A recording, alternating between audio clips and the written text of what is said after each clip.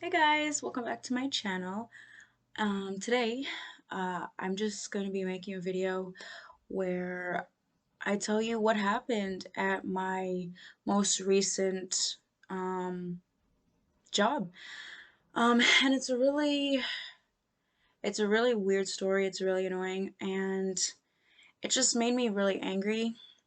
And so I just wanted to tell you guys so that if you're in Toronto or the greater Toronto area, you don't waste your time by applying here. But also, I just, wanted to talk about it and get it off my chest and hopefully move on from it. So, um, that being said, I'm just going to tell you what happened, and I don't have a script or any notes prepared. I'm just gonna talk from, my heart and just kind of explain as best as I can. Um, in hopefully as much detail as I can and just kind of talk from there. So basically what happened was last week, so um, fairly recently, really recently actually, um, I had an interview with this company that I really, really, really wanted to work at. Usually, or at least before applying to this job, um, I really would just apply kind of anywhere. Um, Especially when I was really, really in need for money, I would just kind of apply for anywhere and then find the joy in the job when I'm there. But this job, this time, um, looking for jobs this time around, I really just wanted to find somewhere that I actually wanted to work at instead of, just taking anything because I had this mindset, I still do, where I want to work somewhere that actually makes me happy, or at least that I don't mind going to, and I don't mind spending hours of my time every day being there. So I really wanted to find somewhere that I actually wanted to work, and that's why I decided to apply at this place. So the position was supposed to be a host, right? For a indoor mini golf kind of venue where they also serve food like pizza and salad and all that and drinks. So it sounded really great, and the environment sounded right up my alley, and I also wanted to get my foot in the door in the restaurant industry, right? So that I assumed would be great, to start as a host. So I did all my preparation for the interview, and I, took notes about the company, studied up about the company, and, prepared my answers and all that. And it went really well. So I started with a phone interview. It went great. And then I received an email, um, saying that they wanted to, bring me back for a video interview. So I thought, great, okay, they like me, and I started getting excited. So, video interview came, and I think it was for 2 days later, 2 days after the phone interview. So, that's when I had the video interview. And it was with the same woman who interviewed me over the phone, except this time I was getting to meet her pretty much face to face. So, it went really well. She only asked me three main questions. And yeah, everything went well. We got along great, and um, couple hours later, I got an email saying that they decided to hire me. They wanted to take me on as part of the team as hostess. So I was really, really happy, and they told me that they would be sending over the contract of employment for me to sign and then send back. So they did relatively quickly, and I read it over, signed it, and I sent it into management. And I thought everything was great from there. And then when I signed the contract, I got an email from the operations manager. And she basically said, welcome to the team. We look forward to, taking you on as in part of our team. And we're sure you're going to do great, essentially. And so I said, yeah, great. That sounds good. And then she asked me, the operations manager had asked me, um, like my hours availability, and I told her um, between 3 and 4 to 9.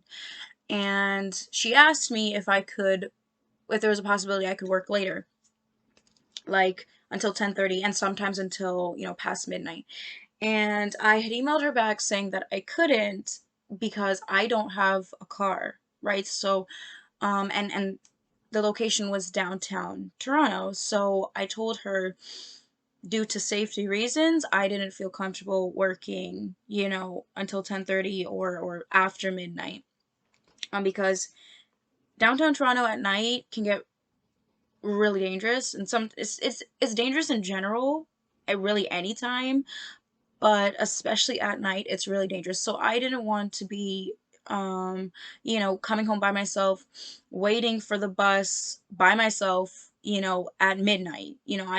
I did not want to do that. And keep in mind, when I was having both the phone interview and the video interview, the woman who interviewed me never once asked me about my hours of availability. She never said, when can you work, or can you work late? She never asked me if I could work late hours. She never asked me which hours work best for me. Nothing like that. All she asked me was, when can you start? And like, what type of hours are you looking for, like part-time, full-time, whatever. So then that's when I said, part-time would be best because I'm a student, and also I can start next week. So she said great.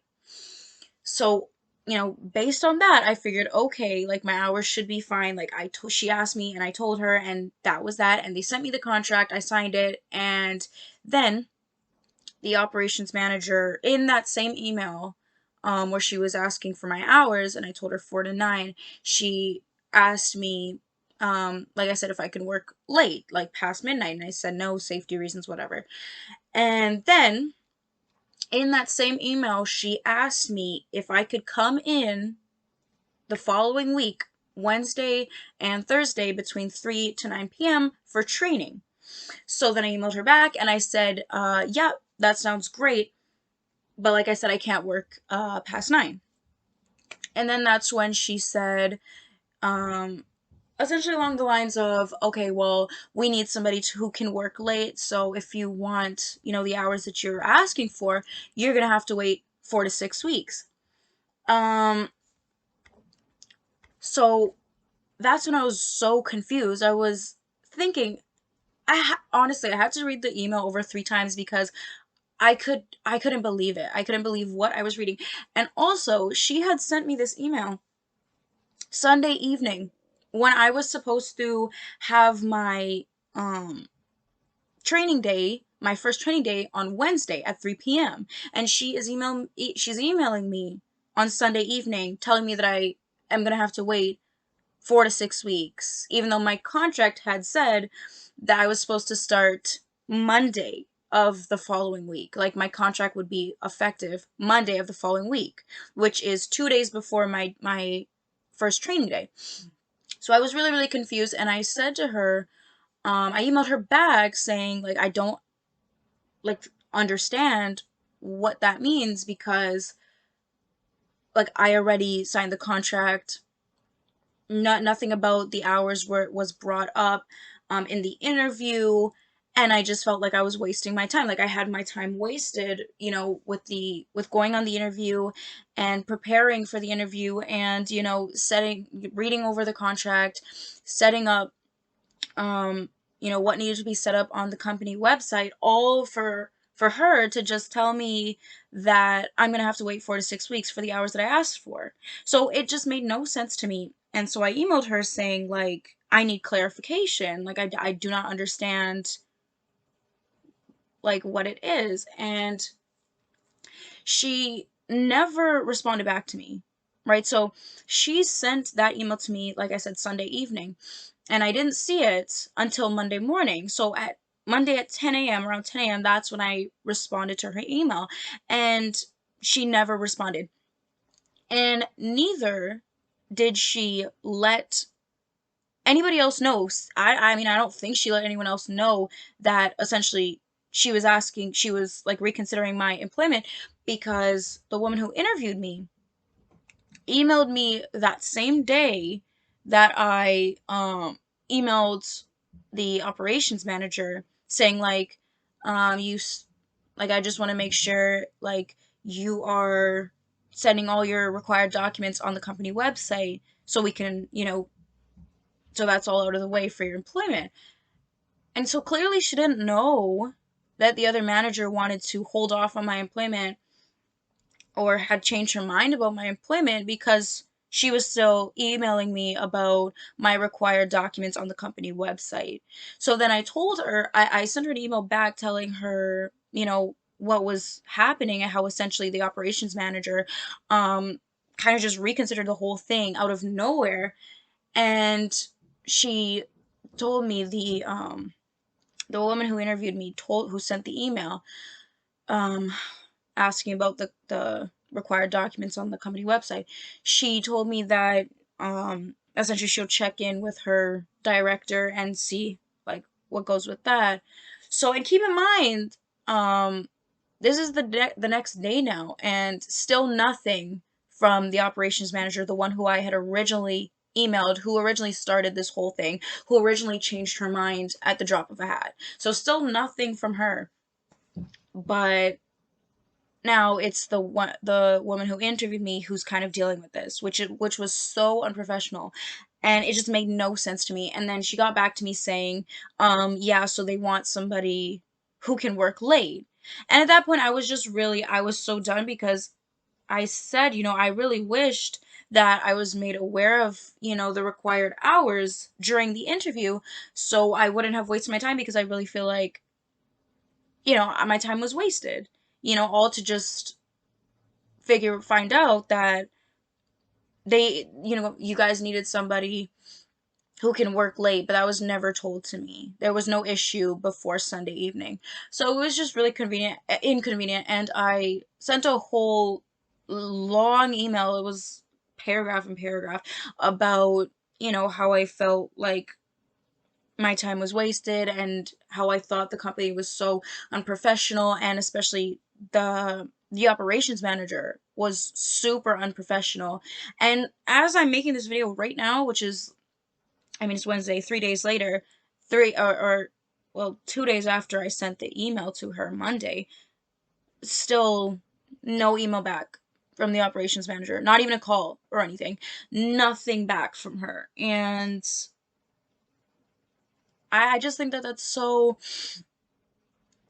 unprofessional. Like, clearly she doesn't know how to manage, how to be a manager, how to stay organized and, on the ball with her employees, and it's sad because I really did want to work there. I really was interested in being a host for a venue like that. I was so interested and I was so excited. And then, it's really frustrating and disappointing that at the drop of a hat you're just going to change your mind. And it's not just, unprofessional, but it's also disrespectful because, there could have been a whole array of scenarios that could have happened that, further wasted my time. Like, let's say, as an example, I was deciding between taking this job and another job that wanted me.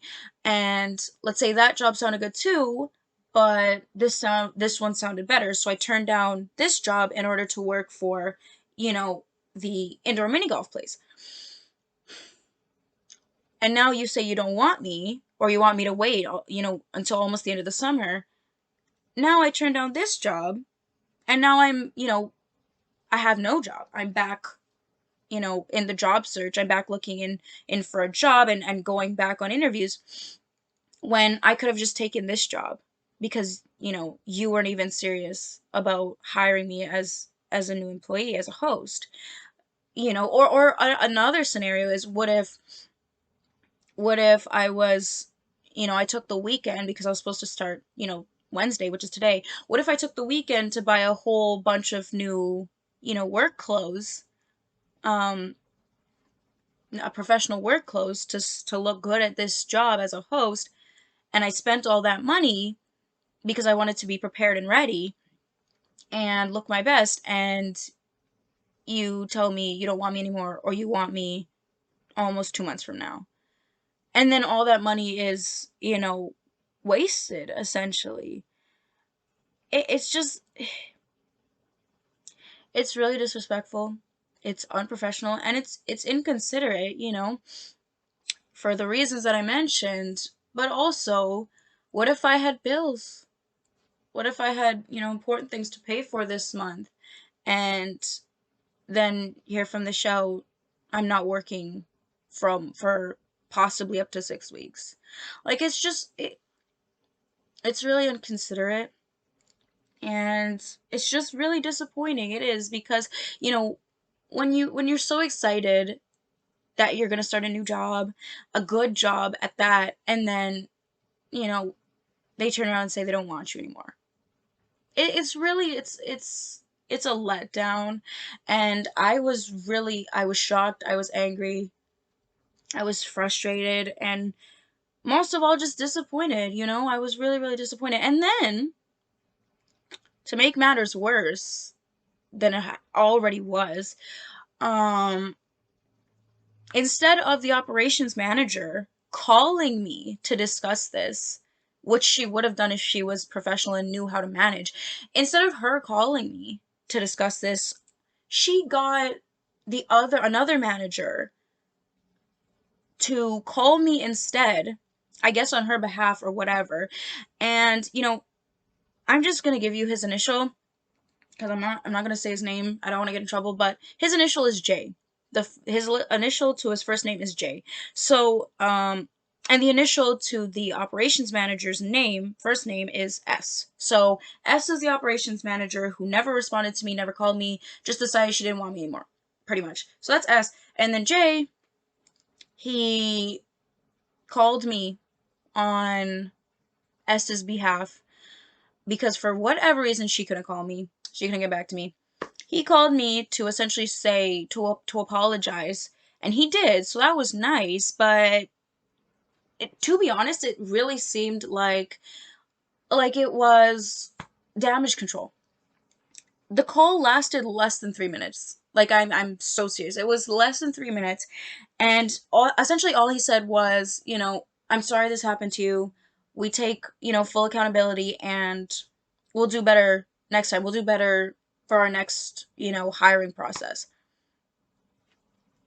That was it. And it's like, yes, I appreciate the apology, but at the end of the day, what is the apology going to do for me? Like, where do we go from here? Like, he still never clarified whether I'm still working there or not. Like, I'm obviously not after what happened, but he never specifically said it, nor did he ask for, my suggestions if I had any, or, how the situation made me feel, or he didn't ask for, any clarification on what happened. Nothing. It was literally just, okay, I'm sorry this happened to you.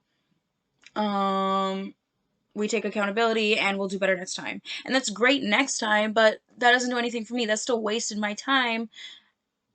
And it was just so quick, it was so rushed, and I truly think that it was damage control, because I thought at minimum we'd be talking for like 10 minutes. I thought he would say, okay, so what's your side of the story, how do you feel, where do we go from here? But nothing like that happened. So, in all honesty, the phone call had made me even more mad.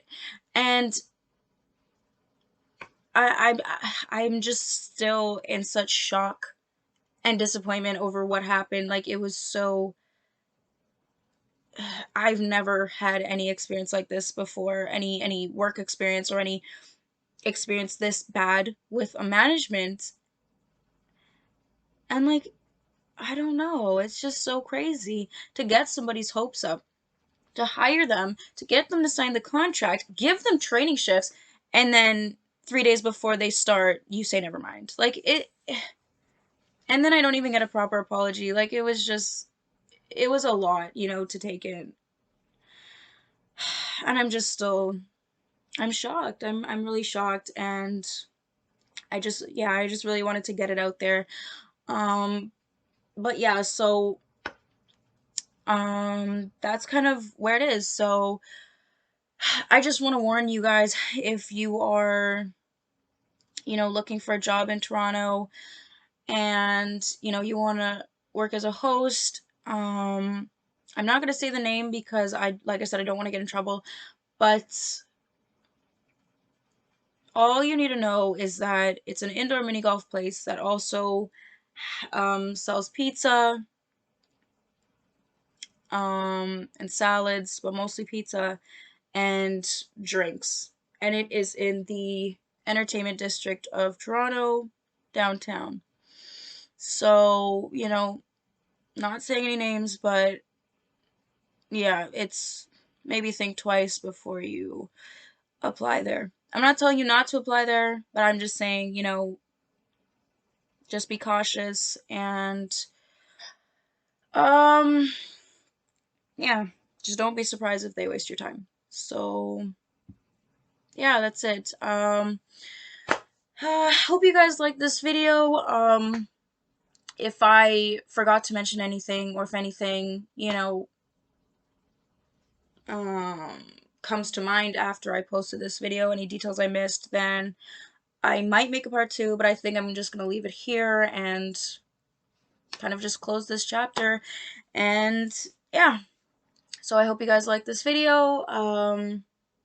Hopefully you guys can maybe relate in some way, or at least now to be more cautious when, looking for jobs and when taking jobs. And yeah, that's it. I'll see you guys in my next video. Bye.